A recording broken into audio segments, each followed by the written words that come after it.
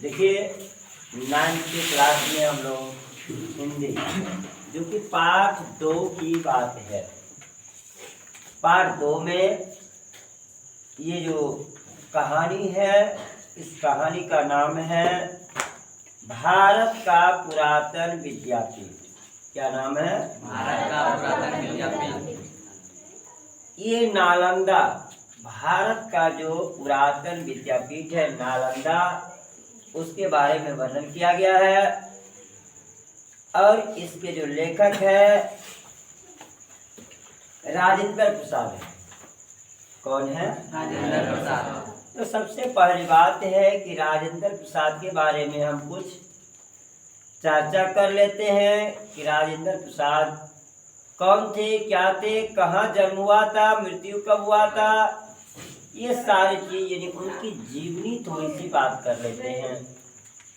तो डॉक्टर राजेंद्र प्रसाद जो था, उनका जन्म हुआ था 3 दिसंबर 1884 ईस्वी। कब जन्म हुआ था? 3 दिसंबर 1884। किनका जन्म हुआ था? राजेंद्र प्रसाद। ये भारत का पुरातन विद्यापीठ के लेखक कौन है? राजेंद्र प्रसाद। ऑब्जेक्टिव के लिए दूसरा क्वेश्चन कि राजेंद्र प्रसाद का जन्म कब हुआ था? 3 दिसंबर 1884। 3 दिसंबर 1884 ईस्वी में। और सारण जिला का एक बिहार के जो जीरादेई गांव था वहीं हुआ। ठीक है, उनका जन्म कहाँ हुआ था? बिहार राज्य के एक सारण जिला पड़ता था, उसी का जीरादेई नाम का गांव था, वहीं उनका जन्म हुआ था। और उनके पिताजी का नाम क्या था जानते हैं क्या?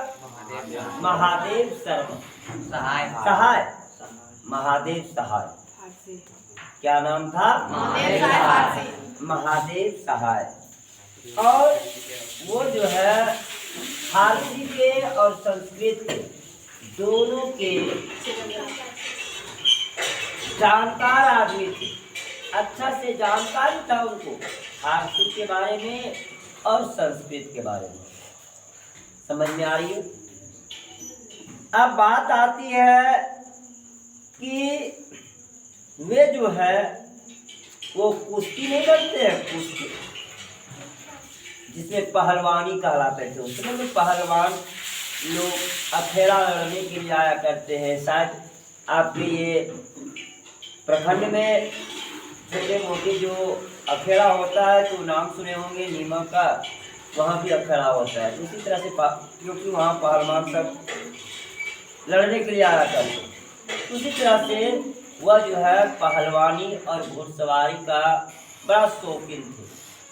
ठीक है, और इतना ही नहीं, वे जो है 1902 ईस्वी में कोलकाता विश्वविद्यालय का मैट्रिकुलेशन परीक्षा में प्रथम आया था, फर्स्ट किया था। और वह जब मैट्रिक किया, फिर आईए किया, बीए किया, बीएल भी किया। 1911 ईस्वी में कलकत्ता में वकील के दल में शामिल हो गया, क्योंकि एलएलबी करने के बाद तो वकील बन ही जाता है। जो वहाँ के वकील थे कलकत्ता के, उस दल में वो शामिल हो गया। कितने ईस्वी में? 1911 ईस्वी में। और 1916 ईस्वी में जब पटना में एक न्यायालय की स्थापना हुई, तब जो है वे वकालत करने के लिए पटना चले आए थे। इतना तक में कहीं कोई दिक्कत? देखिए ऑब्जेक्टिव कितना निकल रहा है इससे कि सबसे पहले ऑब्जेक्टिव निकला कि भारत का पुरातन विद्यापीठ के लेखक कौन है? राजेंद्र प्रसाद। एक ऑब्जेक्टिव। दो ऑब्जेक्टिव कि डॉक्टर राजेंद्र प्रसाद का जन्म कब हुआ था? 3 दिसंबर 1884 ईस्वी में। दो ऑब्जेक्टिव। तीसरा, डॉक्टर राजेंद्र प्रसाद का जन्म कहाँ हुआ था? सारण जिला बिहार के बिरादेरी गाँव। बिहार राज्य के सारण जिला के जीरादेई नामक ग्राम में हुआ था। चौथा ऑब्जेक्टिव, राजेंद्र प्रसाद के पिता का नाम क्या था? महादेव सहाय। पांचवा ऑब्जेक्टिव, अभी आपका आधा जीवनी ही पढ़ा है, देखिएगा। पांचवा ऑब्जेक्टिव कि वे किस चीज के शौकीन थे? पहलवानी और घुड़सवारी के। छठा ऑब्जेक्टिव में वह मैट्रिक कहां से किया था? कोलकाता से। कहां से किया था? और मैट्रिक में उनकी रिजल्ट क्या थी? प्रथम से। कितना हुआ? 7 या 8? 7। 8 ऑब्जेक्टिव हुआ। अब 9वां ऑब्जेक्टिव में देखें तो पटना न्यायालय की स्थापना कब हुई थी? 1916। कब हुई थी? 1916 ईस्वी में। अच्छा, 9 हो गया। 10 नंबर में ऑब्जेक्टिव कि वे वकील के दल में कब शामिल हुआ था? 1911 ईस्वी में। कब हुआ था? 1911 ईस्वी में। कहीं कोई दिक्कत है तो ये आपका 10 ऑब्जेक्टिव। अभी आधा जीवनी हमने देखा है। कहते हैं क्या कि कहाँ से ऑब्जेक्टिव पूछता है? किताब से ऑब्जेक्टिव है। आप सिर्फ ध्यान से सुनेंगे, देखेंगे और उनकी थोड़ी सी छाती जो है उनको पढ़ेंगे तब ना। और 11 भी हो सकता है कि वे किस भाषा के अधिक जानकार थे? फारसी और संस्कृत। 11 हो गया। अब देखिए आगे हम लोग देखें तो आप देखिए, भारत जब स्वतंत्र हुआ तो डॉक्टर भीमराव अंबेडकर ने हमारे देश में संविधान का निर्माण किया था, जो आपने इतिहास में पढ़े। क्योंकि इतिहास की बात है, बीती हुई बात को जानकारी देना इतिहास की काम है। तो चलिए, हम लोग हिंदी पढ़ रहे हैं लेकिन थोड़ी सी बात इसमें से आ गया संविधान की, इसलिए मैंने कह दिया। तो संविधान जो बनाया गया डॉक्टर भीमराव अंबेडकर के द्वारा, तो उसमें भी डॉक्टर राजेंद्र प्रसाद जो थे वह संविधान सभा का प्रथम स्थलीय अध्यक्ष भी हुए। कौन? तो हम लिख सकते हैं कि क्वेश्चन कर सकते हैं कि संविधान सभा के प्रथम अध्यक्ष कौन हुए थे? राजेंद्र प्रसाद आपको लिखना है। अब देखिए, इतना ही नहीं, वो कोलकाता में जो है जब छात्र थे तो उनके जीवन में एक महत्वपूर्ण घटना भी घटी। वह कौन सी घटना थी? याद है? अंगभंग आंदोलन। कौन सा? बंगभंग आंदोलन। बंगभंग आंदोलन। याद रहेगा कि जिस समय वह छात्र के जीवन में कोलकाता में थे, तो उस समय में उसके जीवन में कौन सी घटना घटी थी? बंगभंग आंदोलन। याद रहा? अब देखिए वह जो है एक जो न्यूज़पेपर होता है, न्यूज़पेपर सुने होंगे, समाचार पत्र जो सुनते हैं, कहता दैनिक जागरण है, दैनिक भास्कर है, हिंदुस्तान है, एवं प्रकार से नाम सुने। उसी प्रकार से बिहार टाइम्स के जो संपादक थे, कौन जानते हैं? महेश नारायण और सचिदानंद सिन्हा। इन दोनों का सहारा लिया राजेंद्र प्रसाद ने और बिहार स्टूडेंट कॉन्फ्रेंस की स्थापना उन्होंने की। ठीक है, किनका किनका सहारा लिया था?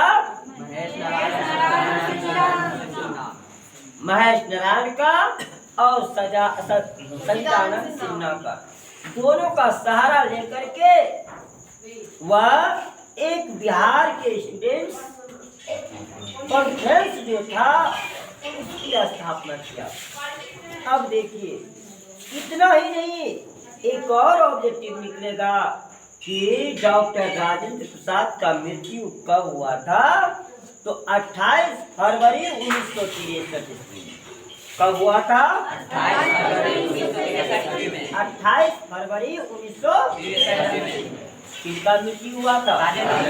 अब जंग याद आता कब? दिसंबर 1884। क्या? अब देखिए ये जो है इतना तो हमने आपको इन लेखक की जीवनी से 15 क्वेश्चन करीबन ऑब्जेक्टिव निकाले। नहीं, अब इस प्रकार से हम लोग इस कहानी को सारांश के रूप में देखें कि वह क्या है, कैसे है। तो भारत का जो विद्यापीठ है इसके बारे में हम लोग ये जानते हैं, सुनते हैं कि नालंदा जो थे बहुत आकर्षक जगह हुआ करते थे। ठीक है, बहुत दिन पहले से ही इतिहासकार ने इसको कहा है कि नालंदा हमारे इतिहास में जो है बहुत ज्यादा आकर्षक है और जिसके कि चारों ओर न केवल भारतीय ज्ञान साधना का सुरभित पुष्प खिले हैं, बल्कि किसी समय में एशिया का जो महाद्वीप था उसके विस्तृत भूभाग विद्या संबंधी सूत्र भी इसके साथ जुड़े हुए थे, नालंदा के साथ जुड़े हुए थे। और ज्ञान के क्षेत्र में अगर ज्ञान की दिशा में देखा जाए तो उस क्षेत्र में देश और जो जातियों का भेद है वह भेद लुप्त होते जा रहा था और नालंदा इसका जो है आज भी एक उस समय में उज्जवल दृष्टांत था, उज्जवल था। नालंदा की जो वाणी होती है ना, वह वाणी एशिया महाद्वीप में पर्वत और समुद्रों को उस पार तक ले जाती है, उस पार तक फैल गई है। लगभग 600 वर्षों तक नालंदा एशिया का एक चैतन्य केंद्र के रूप में माना जाता था, एक चैतन्य केंद्र बना रहा। ठीक है, और इस प्रकार से एक और थोड़ी सी बात अगर आपको ऑब्जेक्टिव में देखा जाए तो मगध की राजधानी कहाँ है? व्यवहार है। जो व्यवहार जो है एक ऐसा है जो कि 5 पर्वतों से घिरा हुआ एक मध्य में व्यवहार है। ठीक ना, याद रखिएगा ऑब्जेक्टिव के लिए। अब देखिए इसके बाद अगर हम लोग इसमें से देखें तो बहुत सारे नालंदा का जो इतिहास है बहुत पुराना है। आपने शायद भगवान बुद्ध का नाम सुना होगा। तो भगवान बुद्ध, भगवान महावीर इस समय में यहाँ आए हुए थे मैं ये मैथिली पुत्र जो थे वह गौसाल की भेंट भी हुई थी और इनकी बहुत सारी कृतियां हैं, बहुत सारे जो है लोग यहाँ आए हुए थे और उन्हीं लोगों के दान से नालंदा का उत्पत्ति हुआ है। बहुत सारे विदेशी लोग यहाँ आए थे नालंदा को देखने के लिए, ठीक है।